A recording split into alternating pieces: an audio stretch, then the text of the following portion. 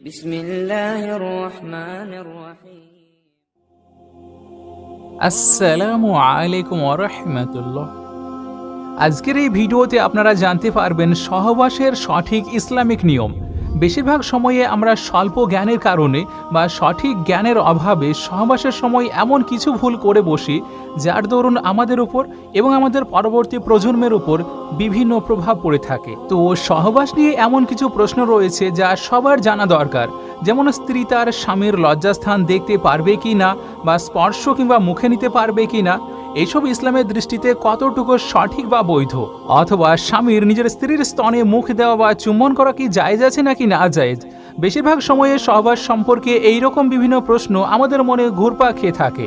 তো চলুন আমরা ইসলামের নিয়ম অনুযায়ী সহবাসের সঠিক নিয়ম শিখে নিই, যাতে করে পরবর্তী সময়ে যেন ভুলেও আমাদের দ্বারা কোনো হারাম কাজ না হয়ে যায়। আর এইসব বিষয় সম্পর্কে জানা এবং বোঝা প্রত্যেক মুসলমানের জন্য অত্যন্ত জরুরি, কেননা আজকাল বেশিরভাগ মানুষ কম জ্ঞানের কারণে স্ত্রীর সঙ্গে মিলনের সময় এমন কিছু ভুল করে বসে যা তার পুরো জীবনকে এলোমেলো করে দেয়। শুধু এই একটা ভুলই ওই ব্যক্তির জীবনের সকল আনন্দকে নষ্ট করে দেয়। এর জন্য তার কাজকর্মের উপর থেকে বরকত উঠে যায়, তার কাজকর্ম এবং পরিবারের উপর একটার পর একটা ঝড় থেকেই যায়। তো এই ভিডিওটি তৈরি করার উদ্দেশ্য এটাই যে যাতে করে আপনারা এইসব ভুল শুধরে নিতে পারেন, কারণ সহবাসের সময় হয়তো আপনারা এই ভুলগুলো করে থাকেন। তো সেই জন্য আজকের এই ভিডিওতে আমরা সেই সব বিষয়গুলোকে তুলে ধরব।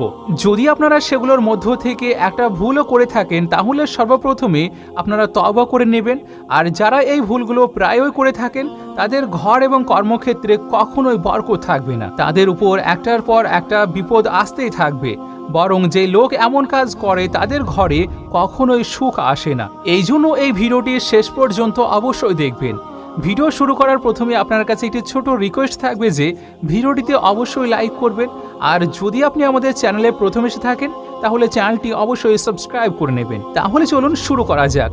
প্রথম মাশআআল্লাহ, স্ত্রীর সঙ্গে মিলিত হওয়ার সময় অর্থাৎ সহবাস করার সময় যদি আপনার অন্য কাউকে মনে পড়ে যায়, যেমন আপনি আপনার স্ত্রীর সঙ্গে রয়েছেন কিন্তু আপনার মাথাতে অন্য কিছু ঘুরছে, তো কান খুলে শুনে রাখুন, এটা এক ধরনের জিনা হয়ে যাবে। যদিও আপনি আপনার স্ত্রীর সঙ্গে মিলিত হচ্ছেন তবুও এটা জিনা হিসাবে গণ্য করা হবে, তার কারণ আপনি আপনার স্ত্রীর সঙ্গে সহবাসের সময় অন্য কাউকে মনে করছেন। আর এই একই বিষয় মহিলাদের জন্য প্রযোজ্য।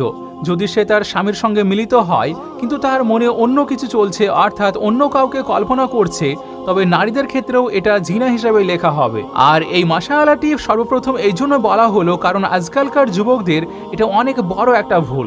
তো আপনারা এই ভুল করা থেকে বেরিয়ে আসবেন। দ্বিতীয় মাশআআল্লাহটি হলো পুরুষের তার স্ত্রীর বুকে মুখ লাগানো জায়েজ রয়েছে, কিন্তু এমনভাবে নয় যে দুধ বের হয়ে গলা অবধি পৌঁছে যায়, এমনটা করা হারাম। আর যদি ভুলবশত এমনটা হয়েও যায়, দুধ বের হয়ে যায়, তাহলে আপনারা তওবা করে নেবেন, এতে ওই দম্পতির বিবাহের সম্পর্কে কোনো প্রভাব পড়বে না। এবার তৃতীয় মাশআআল্লাহটি শুনুন।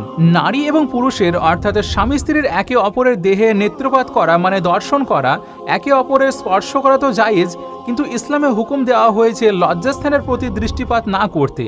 এক্ষেত্রে পুরুষ হোক কিংবা নারী লজ্জাস্থানের দিকে দৃষ্টি না দেওয়াই উত্তম হবে, এতে বিয়েও দুর্বল হয়ে যায়। এছাড়াও কিছু কিতাবে লেখা আছে এটা করলে চোখের দৃষ্টির শক্তি কমে যায়। চতুর্থ মাশআআল্লাহটি হলো পুরুষ নিচে থাকবে এবং নারী উপরে থাকবে, এটি কিন্তু সহবাসের সঠিক ধর্ম নয়। এতে নারীর বাঞ্জা হয়ে যাওয়ার সম্ভাবনা থাকে। মানে যদি কোনো মানুষ এইভাবে সহবাস করে অর্থাৎ পুরুষ নিচে এবং নারী তার উপরে, তাহলে তার স্ত্রী বাঞ্জা হয়ে যাওয়া অর্থাৎ তার স্ত্রী বাচ্চা জন্ম দেওয়ার ক্ষমতা হারিয়ে ফেলতে পারে। আর এই ধরনের পজিশনে পুরুষের লিঙ্গে চোট পাওয়ার সম্ভাবনা থাকে, তো এটির দিকে অবশ্যই খেয়াল রাখতে হবে। পঞ্চম মাশআআল্লাহটি হলো সহবাস সম্পূর্ণ করার পর যখনই আপনারা পৃথক হয়ে যাবেন অর্থাৎ আপনাদের মিলন সম্পূর্ণ হবে, তখন নারী এবং পুরুষ উভয়েই আলাদা আলাদা কাপড় ব্যবহার করবেন নিজেদের লজ্জাস্থানকে পরিষ্কার করার জন্য। কারণ দুজনে যদি একই কাপড় ব্যবহার করেন তাহলে সেটি অত্যন্ত ঘৃণ্য একটি কাজ, আর এখান থেকে দুজনের মধ্যে একে অপরের প্রতি ঘৃণা জন্মে যায়। সহবাসের সঠিক নিয়মের ক্ষেত্রে আলা হযরত রাহমাতুল্লাহ আলাইহি ইরশাদ করেছেন, নারীদের মধ্যে পুরুষের তুলনায় 100 গুণ বেশি যৌন আকাঙ্ক্ষা থাকে, কিন্তু তাদের উপর লজ্জা চাপিয়ে দেওয়া হয়েছে। তো সেই জন্য কোনো পুরুষের বীর্যপাতের সঙ্গে সঙ্গে সে যেন তার স্ত্রী থেকে আলাদা না হয়ে যায়। সবসময় চেষ্টা করবেন যতক্ষণ না সে পরিপূর্ণ তৃপ্তি লাভ করবে ততক্ষণ তাকে না ছেড়ে দেওয়ার। কিছু সময় অপেক্ষা করবেন, তারপর যেন আলাদা হয়ে যাবেন। এমনইভাবে মিলনের পূর্বে বিসমিল্লাহ শরীফ পড়া সুন্নত। কিন্তু মনে রাখতে হবে বিসমিল্লাহ শরীফ পরিধানকৃত পোশাক খুলে ফেলার পূর্বে পড়তে হবে। আরও উত্তম হয় যখন সহবাসের উদ্দেশ্যে একটা ঘরে প্রবেশ করবেন তখন ডান পা আগে প্রবেশ করবেন, তারপর বিসমিল্লাহ পড়ে নেবেন। আর আপনারা যদি সবসময় এমনটা করেন তাহলে শয়তান কোনোভাবে ঘরে প্রবেশ করতে পারবে না। আর যদি আপনারা এমনটি না করে থাকেন, মানে সহবাসের পূর্বে সহবাসের দোয়া কিংবা বিসমিল্লাহ না পড়েন, তাহলে শয়তান আপনার সঙ্গে এবং আপনার স্ত্রীর সঙ্গে মিলিত হয়ে থাকে, আপনার সঙ্গে সহবাসের শরিক হয়। এখন এটা খুবই চিন্তার বিষয়। আপনি নিশ্চয়ই চাইবেন না আপনার স্ত্রীকে কেউ দেখুক, এমনকি আপনার স্ত্রীর নখ পর্যন্ত অন্য কেউ দর্শন করুক। যদি আপনি বিসমিল্লাহ না পড়েন তো হাদিসে এসেছে এই সময় শয়তান আপনার স্ত্রীর সঙ্গে সহবাসে লিপ্ত হয়। এখন সিদ্ধান্ত আপনার, বিসমিল্লাহ শরীফ পড়ে সহবাস করবেন নাকি না পড়ে সহবাস করবেন। 6 নম্বর মাশাআল্লাহ, আজকালকার নতুন জেনারেশন আপনারা খুব ভালো করে শুনে নিন। এখনকার সময়ে একটা বিষয় অনেক বেশি দেখা যাচ্ছে যে লোকজন সহবাসের সময় নিজেদের মধ্যে অনেক বেশি কথা বলে। যতক্ষণ তারা কথা না বলে ততক্ষণ তারা মিলনে মজা পায় না। কিন্তু আপনারা যখন এর রেজাল্ট জানবেন তাহলে আপনারা আজকের পর থেকে সহবাসের সময় কোনো ধরনের কথাবার্তা বলতে পছন্দ করবেন না। আপনাদেরকে জানিয়ে রাখি, শরীয়ত সম্মত প্রথম বিষয় হলো সহবাস করার সময় কথাবার্তা বলা মাকরুহ। আর এর সাথে সাথে সহবাসের ফলে গর্ভধারণ করলে সেই বাচ্চা তোতলা হওয়ার সম্ভাবনা রয়েছে। আর একই কারণে সহবাসের সময় স্ত্রীর লজ্জাস্থানে দৃষ্টি দেওয়া থেকেও বিরত থাকতে হবে, কারণ এতে বাচ্চা অন্ধ হয়ে যাওয়ার সম্ভাবনা রয়েছে। এছাড়াও সব পোশাক খুলে একেবারে উলঙ্গ হয়ে সহবাস করা উচিত নয়, এতে বাচ্চা বেহায়া হয়ে জন্ম হওয়ার সম্ভাবনা রয়েছে। এর পরের মাশাআল্লাহটি শুনুন, যে ভুল আজকের যুগের অধিকাংশ যুবক যুবতী করে থাকে। যে ঘরে আপনারা সহবাস করেন যদি ওই ঘরে কোনো কোরআনের আয়াত লেখা থাকে কিংবা ওই ঘরে কোনো ছবি আছে আর যেখানে কোনো দোয়া লেখা আছে, তো যতক্ষণ না পর্যন্ত ওই জিনিস কাপড় দিয়ে ঢেকে দেওয়া হয় তো ওই ঘরে সহবাস করার সম্পূর্ণ পোশাক খুলে উলঙ্গ হওয়া ওই জিনিসের প্রতি বেয়াদবি করা হবে। তবে হ্যাঁ, যদি কোরআন রাখা হয় সেক্ষেত্রে কোরআন একটি পরিষ্কার কাপড় দিয়ে ঢেকে রাখা হয়, তবে এতে কোনো ধরনের অসুবিধা নেই। আর এমনইভাবে কাবা শরীফের দিকে মুখ করেও সহবাস করা নিষিদ্ধ রয়েছে। যদি কোনো স্বামী স্ত্রী যাদের ছোট একজন বাচ্চা রয়েছে বা বাচ্চা বুঝদার, তবে সেই বাচ্চার সামনেও সহবাস করা মাকরুহ। এমনভাবে যদি কোনো পুরুষের দুজন স্ত্রী থাকে আর দুজনের থেকে ওই ব্যক্তির কোনো পর্দা নেই, কিন্তু একজন নারীর অপর আরেকটি নারীর মধ্যে পর্দার বিধান রয়েছে, তো এই জন্য এক স্ত্রীর সামনে অন্য স্ত্রীর সঙ্গে সঙ্গম করা জায়েজ নয়। 8 মাশাআল্লাহ, আরেকটি বড় ভুল হলো বেশি বৃদ্ধ মহিলার সঙ্গে বা দাঁড়িয়ে সঙ্গমে লিপ্ত হওয়া। শরীর অনেক দুর্বল হয়ে যায়। এছাড়াও দেহের ভিতরে বিভিন্ন রোগ ব্যাধি জন্ম নেয়। এমনভাবে ভরা পেটে সহবাস করা থেকে বিরত থাকতে হবে, কারণ এটা আপনার শরীরের জন্য অনেক ক্ষতিকারক হতে পারে। সহবাস শেষ হওয়ার সঙ্গে সঙ্গে ঠান্ডা পানি পান করা উচিত নয়, কারণ এটাও আপনার শরীরের জন্য অত্যন্ত ক্ষতিকর। আর সহবাসের পরপরই পানি পান করলে আপনার পুরুষ শক্তি কম হয়ে যেতে পারে। ঠিক একইভাবে সহবাস শেষ হওয়ার পরপরই গোসল করা উচিত নয়, বরং কিছু সময় বিশ্রাম নিয়ে তারপর গোসল করা ভালো, কারণ ওই সময়ে শরীর অনেক বেশি গরম থাকে আর সঙ্গে সঙ্গে পানি দেওয়া শরীরের জন্য অত্যন্ত ক্ষতিকর। আর একটা জিনিস, কোনো মহিলার মাসিক চলাকালীন সময়ে সহবাস করাও জায়েজ নয়।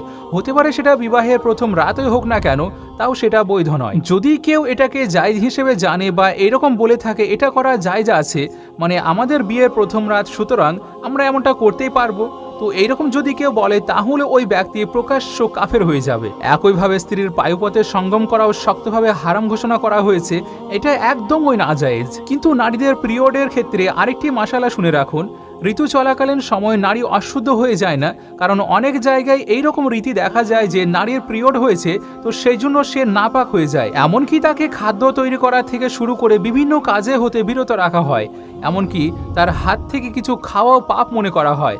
তাহলে এটা এক ধরনের অন্যায় হবে। আপনাদেরকে জানিয়ে রাখি, পিরিয়ডের সময়ে স্ত্রীর সঙ্গে শুয়ে থাকলেও কোনো নিষেধ নেই, যদি সহবাসের ভয় না থাকে তখন। শুধুমাত্র পিরিয়ডের সময়ে সহবাস করা হারাম করা হয়েছে এবং না জায়েজ, এছাড়াও আর কোনো সমস্যা নেই। মুসলিম শরীফে একটি হাদিসে এসেছে, কিয়ামতের দিন সবচেয়ে নিকৃষ্ট পুরুষ এবং নারী তারাই হবে যারা নিজেদের পার্টনারের গোপন রহস্যের কথা বন্ধুদের মধ্যে শেয়ার করে। যেমন কারোর বিবাহ হয়েছে তো সকালে বন্ধুরা এসে জিজ্ঞেস করে, বল রাতে কি কি হয়েছে, তো তখন হয়তো সেই বর অথবা কনে সম্পূর্ণভাবে সেটিকে খুলে খুলে বর্ণনা করে, কেননা এখানে তারা মনে করে যে এরা তো আমার কাছের বন্ধু, এদেরকে জানালে কোন এমন সমস্যা হবে। কিন্তু এখানে আমরা ভুলে যাই যার কথা বন্ধুদেরকে বলছি সে হয়তো বন্ধুদের থেকেও আমার কাছে আপনজন, তো সেই জন্য এমন নিকৃষ্ট জিনিস থেকে দূরে থাকবেন, কেননা ইসলামে এটা সম্পূর্ণরূপে হারাম এবং না জায়েজ।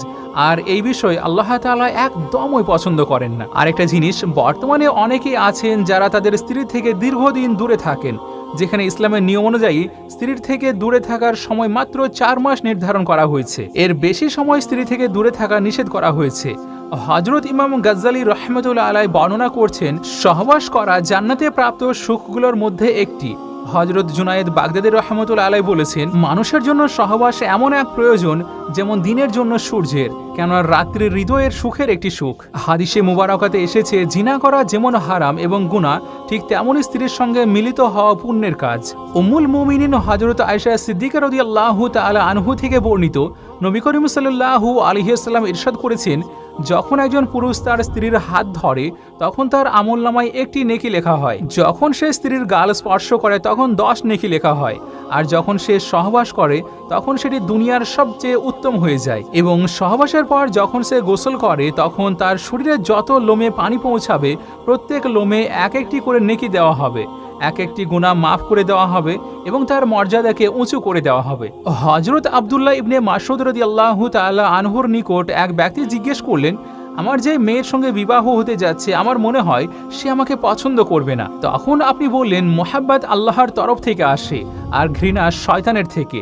তুমি এক কাজ করো, যখন ওই মেয়ের সঙ্গে প্রথমবার মিলিত হবে তার পূর্বে 2 রাকাত নফল নামাজ পড়ে শুকরিয়া আদায় করবে, আর এমনভাবে আদায় করবে যেন তুমি ইমাম আর সে তোমার অনুসারী, অর্থাৎ নামাজের জন্য পুরুষ আগে দাঁড়াবে এবং স্ত্রী তার পিছনে, আর 2 রাকাত নফল নামাজ আদায় করবে। তাহলে ইনশাআল্লাহ আল্লাহ তাআলা তোমার স্ত্রীর হৃদয়ে মুহাব্বত জাগিয়ে দেবেন। তো এই সম্পূর্ণ বিষয়টি বিয়ের প্রথম রাতে রয়েছিল। যাদের বিবাহ হয়েছে তারা নিশ্চয়ই প্রথম রাতে নফল নামাজ আদায় করেছেন, আর যারা বিবাহ করেননি তারা অবশ্যই আদায় করবেন। এতে আপনার সম্পর্ক যেমন পবিত্র হবে তেমন মহাব্বতও বৃদ্ধি পাবে। কিন্তু বর্তমান সময়ের দিকে তাকালে দেখা যায় মানুষের মধ্যে এত স্বল্প ইলম যে তারা সবকিছু ভুলে যায়। বিয়ের পরে এক নতুন জীবনের সূচনা ঘটে। তো যারা যুবক এবং যুবতী তারা যেন ইসলামিক উপায়ে তাদের নতুন জীবনকে শুরু করে, যেন ভবিষ্যৎ সময়ে তাদের জীবনে আল্লাহর তরফ থেকে রহমত নেমে আসে, বিবাহিত জীবন সুখের ও সুন্দর হয়। সেই জন্য নিয়ত করে রাখুন, বিয়ের প্রথম রাত্রিকে ইসলামিক শরীয়ত মোতাবেক পালন করবেন ইনশাআল্লাহ। আল্লাহর কাছে দোয়া করি যে আল্লাহ যেন সবাইকে সঠিক রাস্তাতে চলার তৌফিক দান করেন, আমিন। ভিডিওটি যদি আপনার সামান্যতম ভালো লেগে থাকে তাহলে এটি সওয়াবের নিয়তে অবশ্যই শেয়ার করবেন, যাতে করে এখান থেকে অন্য যুবক যুবতীরাও শিখতে পারে।